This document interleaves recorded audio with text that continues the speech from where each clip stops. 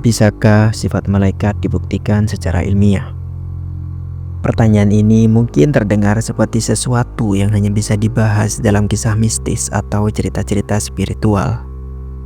Namun bayangkan jika dunia fisika yang kita kenal ternyata memiliki jawaban untuk menjelaskan sesuatu yang selama ini dianggap berada di luar jangkauan ilmu pengetahuan. Cahaya yang selama ini kita anggap hanya sebagai fenomena fisik biasa mungkin memiliki kaitan yang jauh lebih dalam dengan realitas yang tak tampak di mata manusia. Mungkinkah ada kebenaran yang tersembunyi di balik makhluk-makhluk yang tak bisa kita lihat tetapi keberadaannya begitu banyak dibicarakan dalam berbagai tradisi spiritual?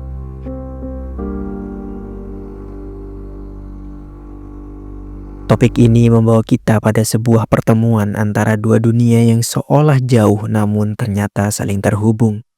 Dunia sains modern dan dunia spiritualitas. Dalam dunia fisika, cahaya atau foton adalah partikel yang bergerak dengan kecepatan luar biasa, tidak terhingga dan terkadang tampaknya begitu misterius bagi kita. Cahaya ini bisa melintasi ruang dan waktu, namun ia tidak dapat dilihat oleh mata telanjang jika ia tidak terpantul atau dihasilkan oleh sumber tertentu. Di sisi lain, dalam banyak agama dan budaya, malaikat digambarkan sebagai makhluk yang tidak terlihat dan tak bisa disentuh, meskipun sering dirasakan atau diterima keberadaannya dalam pengalaman spiritual. Makhluk ini yang sering dianggap sebagai utusan antara dunia manusia dan alam yang lebih tinggi menyimpan misteri yang begitu dalam. Tapi bagaimana jika semua ini tidak sekedar simbolisme atau metafora kepercayaan? Apa jika foton partikel yang tidak tampak oleh kita adalah bahan baku yang membentuk dimensi yang tidak bisa dijangkau oleh indera manusia? Apa jika cahaya yang kita kenal sebagai sesuatu yang biasa ternyata adalah medium yang menghubungkan dunia kita dengan alam yang lebih tinggi, tempat di mana malaikat berada? Di video ini kita akan menggali lebih dalam tentang konsep foton dalam fisika dan mencoba menghubungkannya dengan pemahaman kita tentang malaikat, makhluk tak kasat mata yang sering kita dengar dalam ajaran spiritual. Apakah cahaya benar-benar menjadi jembatan yang menghubungkan dunia kita dengan dunia yang tak terlihat? Mari kita selidiki bersama dan mencoba mengungkapkan rahasia ini. C'est l'histoire d'un photon unique.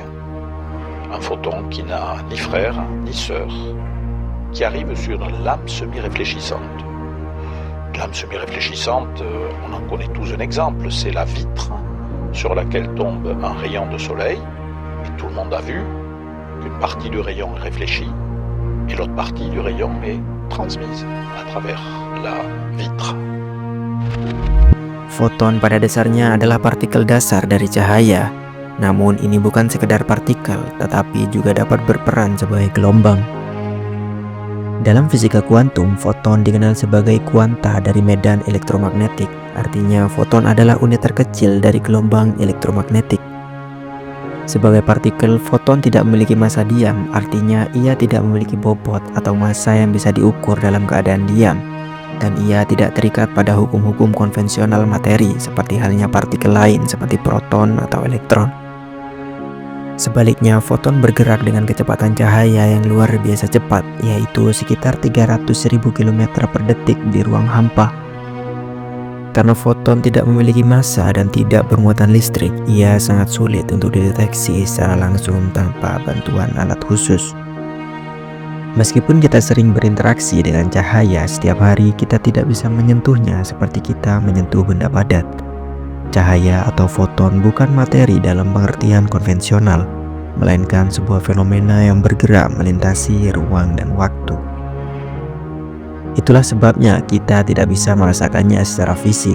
Ketika kita berada di bawah sinar matahari atau di dalam ruangan yang terang, kita bisa merasakan hangatnya. Tetapi itu bukan foton yang bisa kita sentuh, melainkan hasil dari interaksi foton dengan benda atau kulit kita yang menyerap energi dari cahaya tersebut. Je décide d'aller soit d'un côté, soit de l'autre. Et ça, je peux le vérifier en mettant un détecteur de chaque côté et en vérifiant qu'il est détecté soit d'un côté, soit de l'autre. Foton berinteraksi dengan lingkungan di sekitar kita dengan berbagai cara yang menarik. Salah satunya adalah pantulan. Ketika cahaya mengenai permukaan benda, foton dapat dipantulkan. Inilah yang memungkinkan mata manusia kita bisa melihat objek. Tanpa pantulan cahaya, kita tidak bisa melihat apapun. Selain itu, foton juga dapat diserap oleh elektron dalam atom. Proses ini dapat menyebabkan perubahan energi pada atom yang kemudian menghasilkan fenomena seperti panas atau cahaya. Foton juga dapat mengalami pembiasan atau difraksi, yaitu perubahan arah atau pola arah melewati medium tertentu, seperti saat cahaya melewati air atau kaca. Semua fenomena ini menunjukkan bagaimana foton, meskipun tidak bisa disentuh atau dilihat secara langsung, memiliki dampak yang sangat besar pada dunia di sekitar kita. Dalam berbagai tradisi spiritual, malaikat sering digambarkan sebagai makhluk yang terbuat dari cahaya. Konsep ini muncul dalam banyak ajaran agama dan menjadi simbol dari sifat-sifat luhur yang dimiliki oleh malaikat. Dalam ajaran Islam misalnya disebutkan bahwa malaikat diciptakan dari cahaya, sebuah elemen yang tidak tampak oleh manusia tetapi memiliki kemampuan untuk bergerak dengan kecepatan luar biasa. Hal ini menambah dimensi misterius pada pemahaman kita tentang malaikat. Seakan-akan mereka adalah entitas yang ada di antara dunia fisik dan non-fisik. Dalam tradisi Kristen, malaikat sering digambarkan bercahaya terang yang melambangkan kemurnian dan kedekatan mereka dengan Tuhan. Cahaya ini bukan sekedar simbol visual tetapi juga menggambarkan sifat mereka yang suci dan terhubung secara langsung dengan kekuatan ilahi. Sementara dalam tradisi Yahudi, malaikat digambarkan sebagai utusan ilahi yang keberadaannya bersifat non-fisik, menguatkan gagasan bahwa mereka lebih mirip dengan fenomena yang tidak bisa kita indra secara langsung, namun tetap memiliki pengaruh yang mendalam. Sifat-sifat malaikat seringkali tidak dapat dipahami oleh akal manusia, dan hal ini menjadi bagian dari pesona dan misteri mereka. Salah satu sifat yang paling mencolok adalah ketidakmampuan malaikat untuk terlihat oleh mata manusia biasa.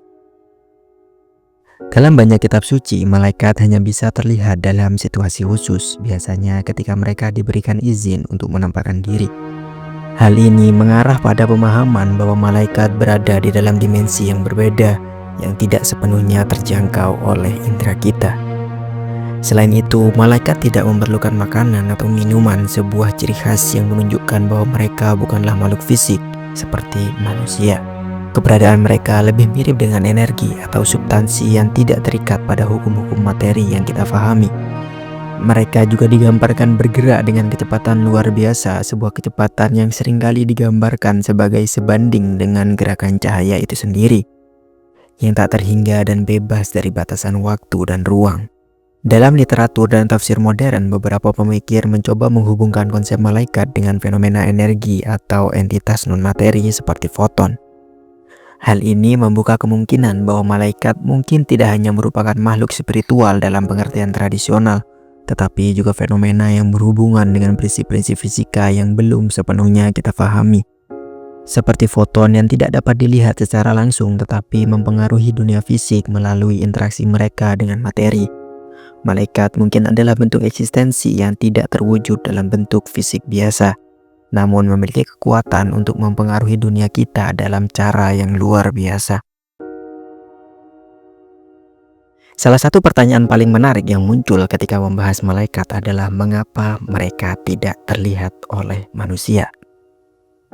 Dalam fisika kita tahu bahwa mata manusia hanya dapat melihat cahaya yang dipantulkan oleh benda fisik. Cahaya yang dipantulkan inilah yang memungkinkan kita melihat objek-objek di sekitar kita. Namun jika malaikat terdiri dari foton atau entitas yang serupa dengan cahaya, mereka tidak akan memantulkan cahaya seperti objek fisik lainnya. Foton sebagai partikel cahaya bergerak tanpa mengubah bentuk atau sifatnya saat melewati benda atau melalui ruang. Oleh karena itu, malaikat yang mungkin terdiri dari foton tidak dapat dipantulkan oleh permukaan apapun, dan karena itu tidak terlihat oleh mata manusia.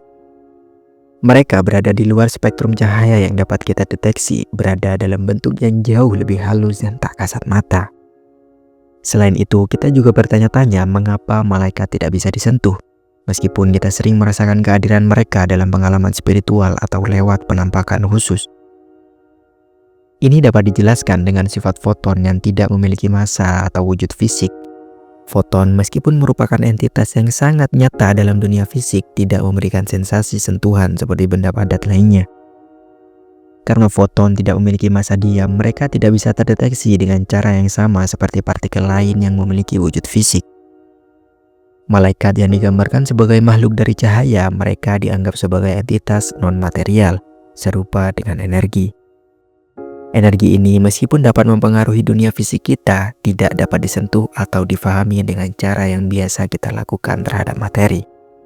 Kecepatan cahaya yang bergerak dengan kecepatan maksimum di alam semesta juga dapat membantu menjelaskan mobilitas malaikat yang luar biasa cepat. Foton bergerak dengan kecepatan 300.000 km per detik di ruang hampa, mampu melintasi jarak yang sangat jauh dalam waktu yang sangat singkat. Jika malaikat memiliki sifat yang serupa dengan cahaya, maka kecepatan mereka bisa menjelaskan bagaimana mereka mampu berpindah tempat dengan begitu cepat dan tanpa batasan. Dalam banyak tradisi spiritual, malaikat digambarkan sebagai makhluk yang dapat muncul dan menghilang dalam waktu sekejap, berpindah dari satu tempat ke tempat lainnya dalam waktu yang tak terukur oleh manusia.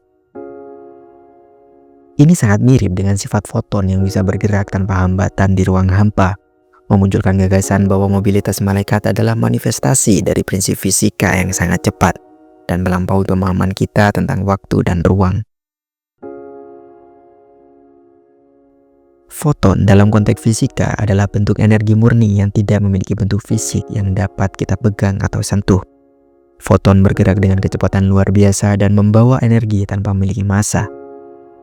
Konsep ini yang menggambarkan cahaya sebagai entitas yang tidak terikat pada bentuk fisik, memiliki paralel yang menarik dengan pandangan banyak tradisi spiritual yang menggambarkan malaikat sebagai entitas tanpa materi. Dalam banyak agama, malaikat bukanlah makhluk yang memiliki tubuh fisik, melainkan lebih kepada energi atau cahaya yang berfungsi sebagai utusan ilahi. Sama seperti foton yang tidak bisa dilihat atau disentuh, malaikat pun merupakan entitas yang tidak terwujud dalam bentuk fisik yang bisa dirasakan oleh indera manusia. Mereka adalah manifestasi dari energi yang tidak dapat didefinisikan secara material, tetapi tetap memiliki peran penting dalam dunia spiritual. Eksistensi entitas non-materi ini tidak hanya sebatas pandangan agama atau spiritual, tetapi juga mendapatkan perhatian dalam ilmu pengetahuan modern. Fisika kuantum dengan segala kompleksitasnya mengakui adanya fenomena yang sulit dipahami dan diukur oleh teknologi manusia, seperti partikel virtual, medan kuantum, dan energi gelap. Fenomena-fenomena ini tidak memiliki wujud fisik yang jelas, tetapi keberadaannya dapat dipahami melalui teori dan eksperimen yang mendalam. Dalam konteks ini, malaikat bisa dianggap sebagai entitas non-materi yang sejalan dengan kategori ilmiah ini, meskipun kita belum memiliki cara untuk mengukurnya dengan teknologi yang ada.